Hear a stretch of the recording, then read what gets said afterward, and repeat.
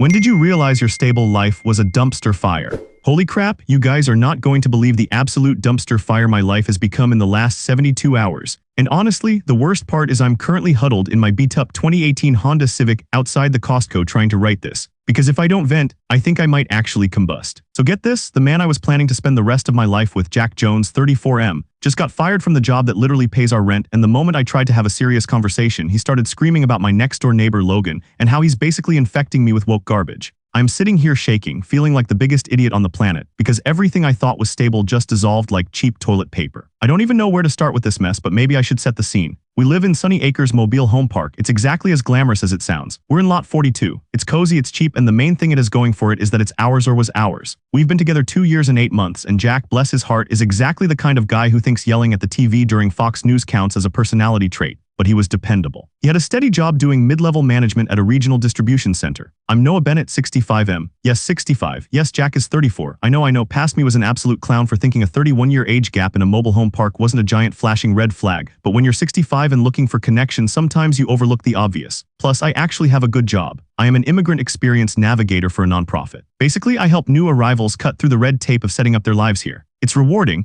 it pays decently enough to comfortably cover the $1,247 monthly lot rent and most of the bills, which I do because Jack always said he was saving up for the future. The problems, looking back, were everywhere, but I was just so busy navigating other people's problems at work, I ignored the ones right here in lot 42. First, there's Logan Cooper, 47M. He's our next-door neighbor in lot 43. Logan is a character. He's this high-energy guy who makes his living as a full-time YouTube vlogger. I'm talking niche content. He reviews vintage audio equipment and also does bizarre, highly edited conspiracy deep dives. He drives Jack absolutely nuts because Logan is super loud, always filming outdoors, and is constantly talking about sustainability and composting. Jack is vehemently anti anything Logan stands for. Logan is kind of flamboyant, very educated, and just generally kind. He's the type who drops off a Talenti gelato tub when he knows you've had a rough day at work. Jack calls him TikTok terror and uses every homophobic slur in the book whenever he's not around. The tension started escalating about 2 months ago. It wasn't just the politics, it was the money. Jack was suddenly super secretive about the joint bank account, which honestly I barely check because I handle the rent and the utilities are on auto pay. One Friday around 5:30 p.m. I came home from a hellish day. We had an emergency meeting because the grant funding was held up. Plus my iPhone 14 battery was dying at 3% and my head was pounding, and Jack was unusually cheerful, suspiciously cheerful. He was blasting some country rock and drinking a beer. "Hey baby," I said, dropping my Costco bags $43.67 for just milk and paper towels. Inflation is a killer. "Rough day? Did you pay the plumber from Tuesday? We had a leak under the sink that Tuesday at 11:47 a.m. and the guy charged an outrageous $85 just for the call-out fee, not counting the repair." Jack just waved a hand dismissively. Yeah, it's handled, don't worry about it." I felt my gut clench. Jack Jones never handles bills. He literally has anxiety about opening mail. I decided to check the account later that night while he was watching some violent historical drama on Hulu. What I saw wasn't the $85 plumber fee being paid. What I saw was a series of huge unexplained cash withdrawals, 3 of them all within 10 days, $200, $200, and $200. $600 gone in cash with no explanation. We never use cash. Everything is on the card or Zelle. I brought it up the next morning trying to be calm. We were sitting at the breakfast nook. It just made coffee and was trying to read the paper. "Honey, I saw the bank statement. What was all that cash for? Did you buy something big?" Jack turned red, instantly defensive. "Why are you policing my spending, Noah? Are you my father? You know I hate when you snoop." "I am not snooping, Jack," I said, trying to keep my voice steady. "It's a joint account and $600 cash in a week is unusual. We're splitting the rent, which is due next week, and we still have that $347 electric bill hanging over us. It was a personal debt, something I had to take care of," he mumbled, refusing to make eye contact. He grabbed his Samsung Galaxy, scrolling hard. "What debt? Doesn't matter, it's gone, don't worry about it. Just trust me, okay? God, you're so paranoid." You're turning into Logan, asking all these details. "Are you getting financial advice from that weirdo vlogger next door?" I felt the familiar sting of the homophobic gaslighting. He knew I hated that comparison. "Logan, 47M, is my friend and he actually helps people, unlike you who can't even remember the gate code half the time." Ouch, low blow, but I was raging. That conversation went nowhere and I let it drop stupidly. I told myself maybe it was some kind of tax issue or an old gambling debt he was too embarrassed to talk about. I even checked Venmo and Cash App, finding nothing suspicious, which only made me feel marginally better. Past me was such an idiot. The real explosion happened yesterday around 1:00 p.m. I was actually on my lunch break, a quick Panera salad at the office on the 5th floor. I got an aggressive series of triple texts from Jack. Text 1:07 p.m. call me. Now, text 2:08 p.m. I'm serious, I just talked to Mike. Text 3:09 p.m. everything is ruined. I need you. I immediately knew something was catastrophically wrong, probably with his job. I texted back, on a call, can chat in 15. Are you okay? His next text was just 3 words, all caps, we are done. My stomach dropped and I literally had to put my salad down because I thought I might throw up right there in the break room. I walked straight out of the office, mumbled something about a family emergency to my boss and jumped in the Civic, the engine roaring like my own rising panic. I called him back 27 times in that hour. He wouldn't answer, just kept sending rapid-fire, almost unhinged texts. Don't bother coming back. I already packed your stuff, it's outside. You chose him, you freak. I had no idea who him was, but I assumed it was Logan because Jack is obsessed. You never loved me, just my money. LOL, what money? The money I put into the joint account? I pulled into Sunny Acres Mobile Home Park, heart absolutely pounding, adrenaline masking the fact that I hadn't eaten anything but the leftover Chipotle from Sunday. I parked in lot 42, and there it was. Everything I owned stacked haphazardly next to the steps of the mobile home. My IKEA bookshelf, my favorite weighted blanket, my entire collection of vinyl records, and my work laptop bag. All of it covered with a cheap plastic tarp like I was trash he was putting out for bulk collection. I unlocked the door, thank God he hadn't changed the smart lock code yet, and went inside. Jack was in the middle of the living room, arms crossed, face purple, looking utterly deranged. What the hell is this, Jack? I yelled, louder than I meant to. This is me being done with your manipulative bullshit, Noah. You knew what I needed and you wouldn't give it to me. Now I don't have to put up with your progressive nonsense or your disgusting little boy toy next door. My boy toy, Jack, what are you talking about? Are you fired? He flinched at the word fired. No, I quit. I told Mike he could shove that middle management job right up his. Don't lie to me. I cut him off. I saw your text to Mike yesterday. You were panicking about the inventory error. You got canned, didn't you? He exploded. He started screaming about how the company was ageist and that they hated him because he wasn't woke enough, which is his answer for everything, TBH. Then he went full dark turn. But you know what else, Noah? While you're out there playing saint with those immigrants, who do you think I see you talking to every day? Who gives you those little smoothies and those expensive Talenti gelatos? Logan the vlogger, you think I don't see you over there laughing at his stupid TikTok dances, giving him longing looks over the fence? My jaw literally dropped. The audacity. Logan and I are just friendly neighbors. We talk about local politics and sometimes he needs me to sign for his Amazon packages. That is it. Jack, I'm 65 years old. Logan is a friend, you're being dramatic and paranoid. This is clearly about your job loss and you're projecting. It's not projecting, it's reality. And you know what else is reality? I don't have to keep pretending anymore. That money you were asking about, the $600, that was for something important, something to secure my future. I was literally shaking. What did you spend $600 on, Jack? A down payment on a boat you can't afford. He looked me dead in the eyes and he said the most genuinely horrifying thing I've ever heard. It was delivered with such cold, calculated venom. It didn't even sound like the Jack I knew. I spent that money on the lawyer who is helping me file the claim that says I have sole possession of this mobile home, Noah, because you know what? I never put your name on the title, and the only reason you lived here for 2.5 years is because you were covering my half of the lot rent and utility bills. And now that I don't have a job, I need this place free and clear, and I'm legally removing you. I felt my heart stop. We had always talked about how the mobile home itself was in his name, bought before we met, but that we were splitting the lot lease 50-50 and that if anything happened, he would sell it and we'd split the equity after paying off the remaining loan. But the lot lease, it's in both our names. I signed the 12-month renewal last May. I stammered, feeling the blood drain from my head. The title trumps the lease, Noah, and my lawyer said since I'm the owner, you're just a tenant, a temporary occupant, and I'm giving you 24 hours notice to vacate. Your crap is already outside. Don't touch the Nest thermostat settings on your way out. I wanted to scream. I wanted to hit something. I just felt numb, dizzy, and suddenly I couldn't breathe. My vision got blurry. I felt like I was collapsing, but I focused on the one thing I could control, my car keys. I stumbled backward, pulling out my phone, which showed 47 unread notifications, mostly work Slack messages. You really think you can just throw me out after I paid $1,247 a month for 32 months? You are absolutely insane, Jack. Call my lawyer, he's very good and very expensive. You know, I had to pay him up front for the retainer. Those $200 withdrawals, that was him. He looked smug, the arrogance, the pure unadulterated disrespect. I didn't argue, I didn't cry, I didn't even try to grab my things. I just turned and walked out the door, slammed it behind me and got into my car. I drove straight out of Sunny Acres. I had maybe 10 miles on the fuel tank, one clean shirt in my glove compartment, and a rapidly fading phone battery. I drove until I hit the Costco parking lot because it was well lit and I felt slightly safer. I was sobbing so hard I had snot everywhere and I couldn't tell if the shaking was from anger or fear. I called the only person I knew who would answer instantly and not judge. Logan, 47M. He answered on the first ring, probably filming a video about air quality. Noah, dude, your voice, what's wrong? I saw Jack throwing things out the door a minute ago. What the fuck happened? I tried to talk, but I could only manage choked gasps. Logan, he kicked me out. He used the rent money to hire a lawyer to say I don't live there. He's going to try to keep the place and all the equity. Logan, suddenly serious, completely dropping the vlogger persona, said, stay exactly where you are. Send me your location. Do not go back to lot 42. I'm coming to you right now. Just stay on the phone. Keep talking to me. Did he hurt you? No, I managed. He said I chose you. He said I was having an affair with you. He's insane. There was a pause on the line, then Logan spoke, his voice ice cold. I know this sounds crazy, Noah, but I need you to trust me on something. I already knew something was going on with Jack. That guy has been stalking me for weeks. He's not just using homophobia as a shield. I have Ring doorbell footage of him yelling threats at my empty mobile home at 2 a.m. He is completely unhinged. You need to call the police. The police? For what? For this, Logan said, his voice dropping low like he was telling me the biggest secret of his life. The night of the $347 electric bill, when he said he was handling things, he wasn't talking about money, he was talking about me. And the truth is, Noah, I am absolutely terrified of him.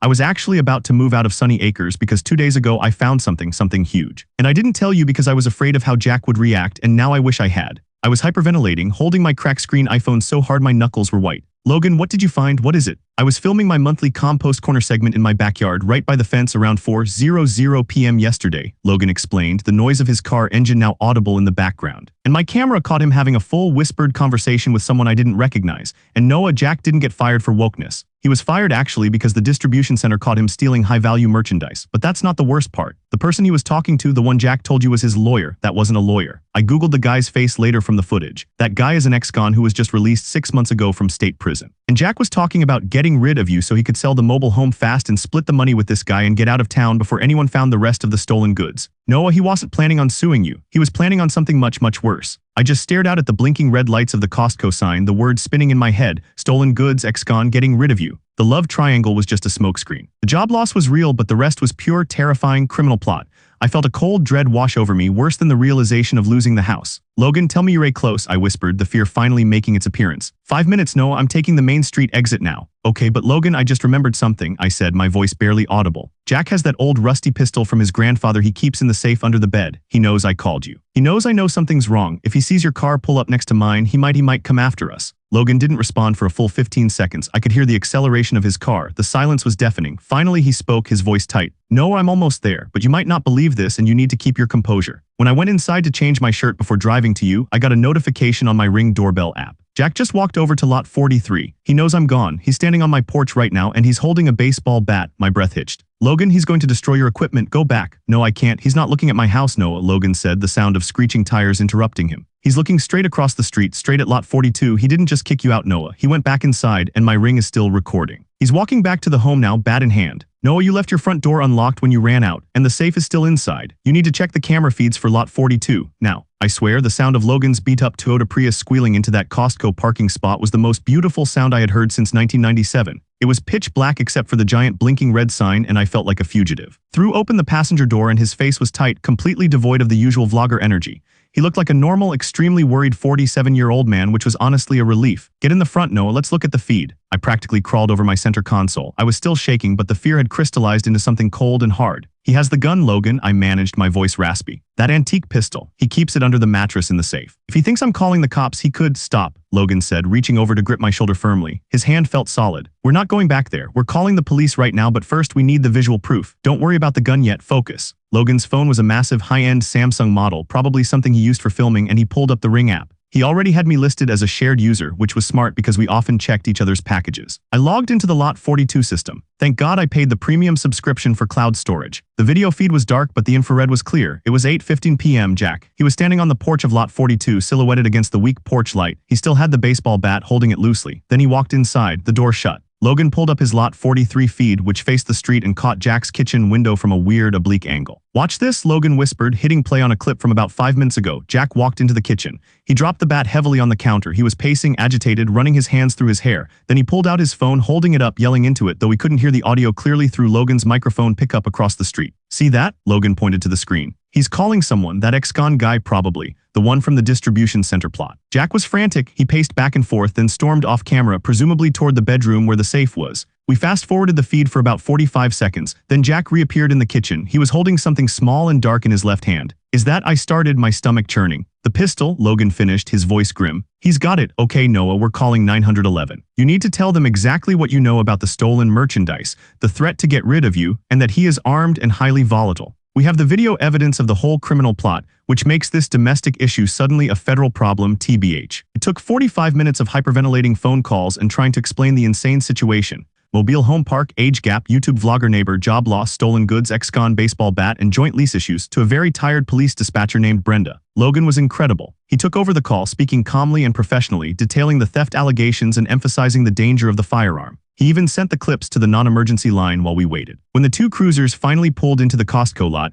I felt a rush of adrenaline mixed with total exhaustion. The officers, a young woman named Officer Reyes and a bulky man named Officer Miller, were skeptical at first, especially about the vlogger neighbor having criminal conspiracy footage part. But when Logan showed them the clear video of the guy Jack identified as his lawyer being positively ided as a known associate of distribution center theft rings in the next county over, their demeanor changed immediately. Officer Miller looked at me seriously. Mr. Bennett, you need to understand that if we approach him and he is armed, this escalates dramatically. Are you absolutely certain about the gun and the nature of the threat? I nodded, utterly terrified. He said he was legally removing me. He used my money to hire a criminal consultant. He's trying to sell the property quickly to settle some debt related to the merchandise he stole because he was fired. He sees me as a loose end. He's unpredictable. Yes, I am certain. They advised us to wait there. They would proceed to Sunny Acres and conduct a welfare check focusing on the stolen goods investigation as the primary reason for approach, which felt safer. I watched the clock on Logan's phone. 9:45 p.m. 10:00 p.m. 10:30 p.m. Finally, Officer Reyes called back. Mr. Bennett, we have secured the premises at Lot 42.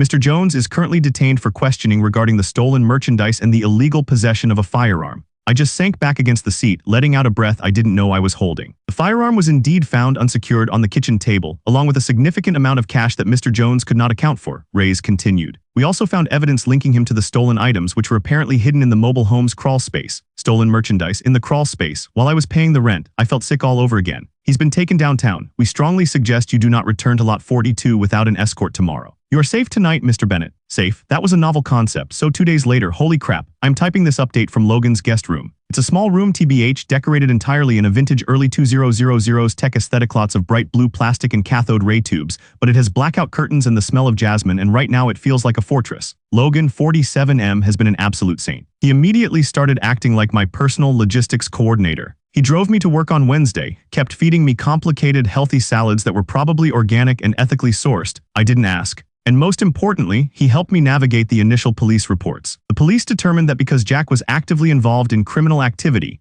not just a domestic dispute, the threats against me were part of a larger scheme to eliminate any witnesses or obstacles to him liquidating the asset, the mobile home. We went back to Lot 42 with Officer Reyes on Wednesday morning. It was surreal. The door still had the yellow crime scene tape on it, but the officers cut through it. The place smelled stale, like fear and cheap beer. My stuff was still piled outside, covered by the cheap tarp, now slightly damp. I grabbed my most crucial items, the work laptop, important documents, prescription medications, and the weighted blanket.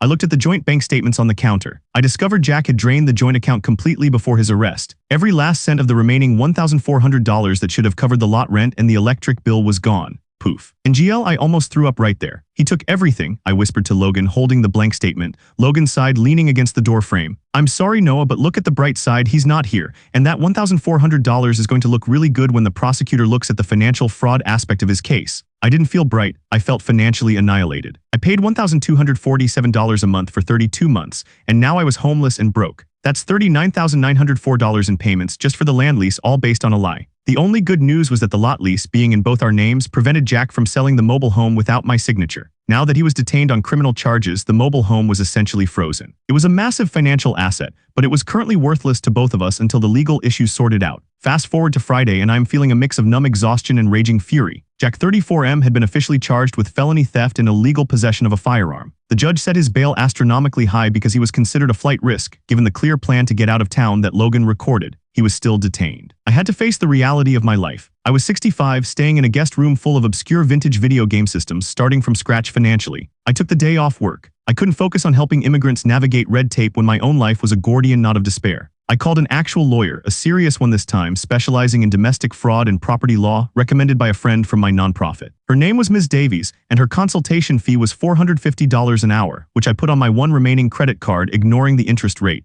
Ms. Davies was brutally honest. Mr. Bennett, getting equity out of the property is going to be a long, drawn-out civil fight, especially since the title is only in his name. However, we have a very strong case for financial exploitation, coercion, and domestic violence. Given his criminal charges and the evidence that he was actively planning to defraud you and potentially harm you, we have grounds for a very strong permanent restraining order and possibly a civil suit for the recovery of the $39,000 you invested into the lot lease. The RO, that was the goal now. Not just for safety but for permanence. I needed him out of my life legally. I want the restraining order filed immediately, I told her, my voice hard. And I want to report the financial fraud to the district attorney's office as well. So that was Friday. I spent the entire weekend gathering every financial record I could access online, bank statements showing my direct deposits consistently covering the lease payments, utility bills, and text message screenshots where Jack promised we were building equity together. LOL, what an idiot I was. Logan, bless his vlogger heart, organized all the video files and created timestamped logs of every suspicious activity. A week went by where I was a functioning zombie. I went to work, came back to Logan's tech den, and ate dinner while watching him edit his top 5 CRT monitors of the 1990s video. He was such a good roommate. He respected my need for silence, even though he naturally makes noise, and he refused to let me pay him for rent or food, citing that I was his favorite documentary subject right now. Then the complication happened. Update: this morning, Tuesday, 10 days after his arrest, Jack Jones was released on electronic monitoring, having somehow scraped together the reduced bail, presumably with the help of his ex-con friend partner. I got the alert from the DA's office at 7:30 a.m. My blood ran cold. I texted Logan immediately. He is out. Logan responded instantly. Where is he tracking to? Lot 42, Sunny Acres. His conditions mandate he stays at the registered residence, I typed back. The problem, of course, was that Lot 42 was directly next door to Lot 43. Logan and I were living 15 feet away from the man who had just been charged with felony theft and possession of an illegal firearm. My lawyer, Ms. Davies, called immediately. Mr. Bennett, the judge granted the Emergency Temporary Restraining Order (ETRO) this morning, contingent on the fact that he was released. It demands he maintains 100 yards of distance from you at all times. The police are serving the papers now. But I am at Lot 43, I panicked. He's at Lot 42, that's not 100 yards. I am aware, Ms. Davies said dryly. The judge is also aware. Mr. Jones has 48 hours to find an alternate residence that complies with the ETRO terms. In the meantime, the police have been instructed to monitor the area closely. You are safe. Do not leave Lot 43 without notifying me or the police, and definitely do not engage with him no matter what. Of course, Jack Jones, 34M, cannot simply follow instructions. Around 4:00 p.m., I was sitting in the living room trying to look at job postings for a small, safe apartment. I decided I couldn't impose on Logan forever when the chaos started. I heard the shouting first. It was that distinct high-pitched rage that Jack only achieves when he's completely losing control. Logan, get out here, you woke piece of trash, you ruined my life. Logan looked at me from his editing bay. Ignore him, Noah, he's trying to provoke us. I've got the police on speed dial. Jack started banging on the fence that separated Lot 42 and Lot 43. He was kicking at the cheap wood paneling. You think you're a so smart vlogger stealing my man, filing those fake charges? I know you're in there, Noah, you snake. I felt my anxiety spike. I could almost smell the cheap cologne he wore. This was exactly what Ms. Davies warned against. He wanted a reaction. Logan calmly picked up his phone, dialing the non-emergency line. Hi, Officer Reyes, this is Logan Cooper, Lot 43, Sunny Acres. My neighbor, Jack Jones, who is under an ETRO, is currently violating the terms and harassing us. He's about 10 feet away, yelling threats. While Logan was on the phone, Jack did something truly unhinged. He ran back into his mobile home, grabbed a can of bright orange spray paint, and came back out. He started painting huge homophobic slurs and accusations all over the side of Logan's mobile home, targeting the most visible part. He literally painted "Noah is a cheater" and "Gay predator" in giant sloppy letters right next to Logan's composting bin. I felt a cold rush of fury that eclipsed the fear. He wasn't just destroying his own life. He was attempting to destroy Logan's property and reputation simply because Logan showed me basic human kindness. The police arrived about 5 minutes later, sirens wailing. Jack was still frantically spraying obscenities when the two officers tackled him to the ground. Logan hung up the phone, completely calm. Well, that was certainly a moment for the content archives, TBH. Good thing I had the security cameras rolling. That's another violation and vandalism. I looked at the orange paint blazing across Logan's clean white vinyl siding. I felt a surge of loyalty and protection for Logan, the person Jack had projected all his failures onto. I am so sorry, Logan, I said, my voice shaky. I'll pay for the damage every cent. This is my fault. Logan shook his head, looking sad more than angry. No, this is Jack's fault. He was a ticking time bomb. You were just the closest person when he finally exploded. Jack was rearrested that night for violating the ETRO and vandalism. His bail was revoked. He was back in county jail, exactly where he belonged. 3 days after that, I finally started to feel a flicker of determination. Logan and I had spent the afternoon scrubbing the orange paint off his siding. It was a chemical nightmare, BTW. I realized I needed to get my own life back, and that meant establishing my own space. By Tuesday, I was moving. I found a tiny, depressing efficiency apartment 45 minutes away in a complex that smelled faintly of boiled cabbage. But it was safe, it was mine. And the rent was reasonable, $1,100 a month, almost exactly what I was paying for the land at Sunny Acres, LOL. I couldn't just leave all my remaining belongings at Lot 42, even with Jack in jail. Legally, since the mobile home was his, I had to formally retrieve my possessions within a set window. Ms. Davies arranged another police escort. This time, Lot 42 felt cold and hollow. The police had completely cleared out the stolen goods from the crawl space, leaving bare dirt.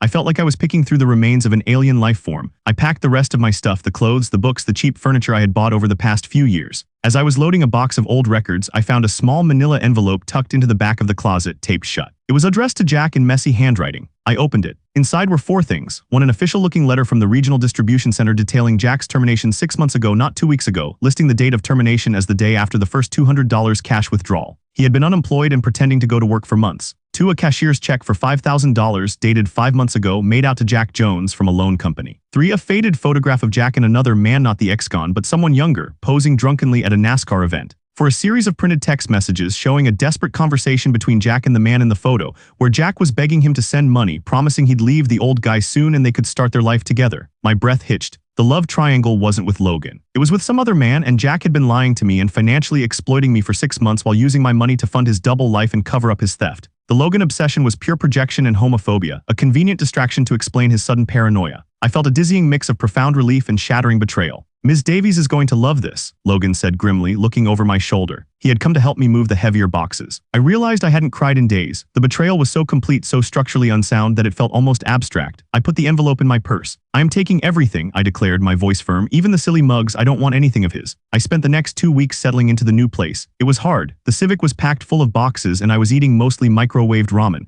The financial stress was immense. I had to pay the security deposit, first month's rent, and Ms. Davies' retainer fee. My savings account was effectively zeroed out, but I was free. And Jack was stuck in jail facing a judge not just for theft and illegal weapons but now for vandalism and violating a restraining order. I tried to keep my focus on work. My colleagues at the nonprofit were incredibly supportive. They knew what I was going through. The gossip reached terminal velocity pretty quickly, TBH. One of my coworkers, Maria, a young woman who emigrated from Venezuela 5 years ago, actually brought me a gigantic pot of homemade stew on Thursday. She said, "Noah, you help us navigate our new life. Now we help you navigate yours." It was a humbling moment, NGL. I had my big day in court 2 weeks ago, the hearing for the permanent restraining order. Jack was brought in looking pale and furious in an orange jumpsuit. He refused to make eye contact with me, instead glaring holes through Logan, who was sitting next to me, meticulously dressed in a beige linen jacket, looking every bit the educated, calm witness. The prosecutor opened with the criminal charges, laying out the timeline of the distribution center theft and Jack's attempt to flee the jurisdiction. Then Ms. Davies took over. She presented the evidence, my bank records showing 32 months of rent payments, the texts where Jack promised equity, and then the shocking new evidence,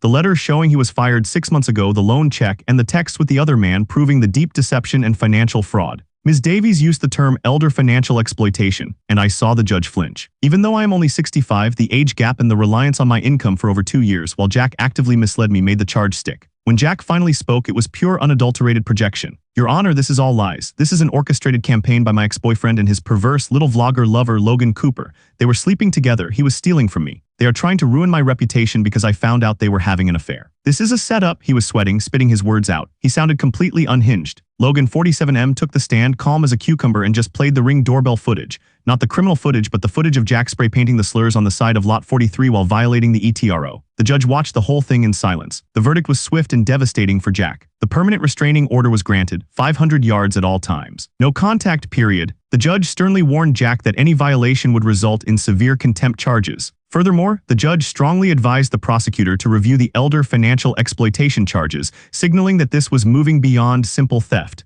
And the mobile home. The judge ruled that because Jack's ownership was now compromised by felony charges and financial fraud allegations, he could not sell or transfer the title until the civil suit regarding the $39,000 I invested was resolved. It was frozen indefinitely. Jack lost everything. He lost the mobile home, his freedom, his reputation, and the potential equity he was trying to steal. He's now back in jail, awaiting the full criminal trial, and he has zero recourse. I walked out of that courtroom feeling exhausted but vindicated. Logan gave me a huge, non-sexual hug. "We did it, Noah," he whispered. "You are safe." So it's been 2 weeks since the hearing. I'm typing this update from my small, cabbage-smelling efficiency apartment. It's not Sunny Acres, it's not cozy, but I am sleeping better than I have in months. The relationship with Jack completely dissolved. The image I had of him, dependable if opinionated partner, was revealed to be a fragile mask covering a manipulative, homophobic criminal. I realized I hadn't been in a love triangle. I was just a victim of financial targeting, and Logan was the convenient scapegoat. Logan and I are still tight. He drives out to my new place once a week and brings Talenti gelato. This time, it's not suspicious, it's just supportive. He even helped me set up my new tiny Wi-Fi router. He's gone back to full vlogger mode,